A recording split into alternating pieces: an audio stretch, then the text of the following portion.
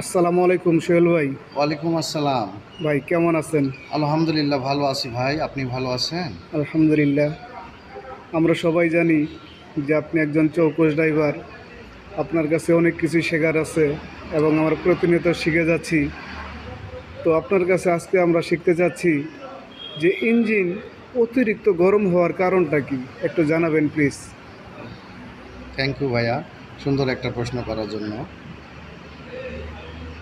Engine অত্যাধিক উত্তপ্ত হওয়ার প্রধান প্রধান কিছু কারণ আছে। যেমন এক নম্বর একটা কারণ বলি, রেডিয়েটরের পানি কোনো ছিদ্রপথে বেরিয়ে গেলে ইঞ্জিন অত্যাধিক উত্তপ্ত হয়।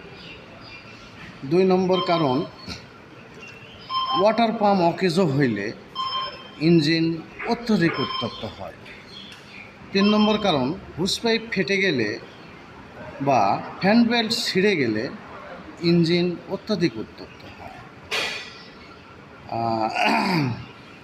৪ নম্বর কারণ, ইঞ্জিনে অতিরিক্ত মোবিল দিলে, মানে মিনিমাম এবং ম্যাক্সিমাম একটা আছে, মিনিমামের নিচে যদি থাকে বা ম্যাক্সিমামের উপরে যদি থাকে তাহলে ইঞ্জিন অত্যাধিক উত্তপ্ত হতে পারে।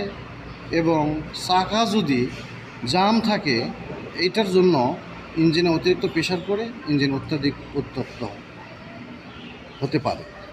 এই তো কিছু বিশেষ বিশেষ কারণগুলো বললাম ভাইয়া। Thank ji, you. অসংখ্য ধন্যবাদ সোহেল ভাই। আবারও নতুন একটা ভিডিও নিয়ে হাজির হবো ইনশাআল্লাহ। আসসালামু আলাইকুম। ওয়ালাইকুম আসসালাম।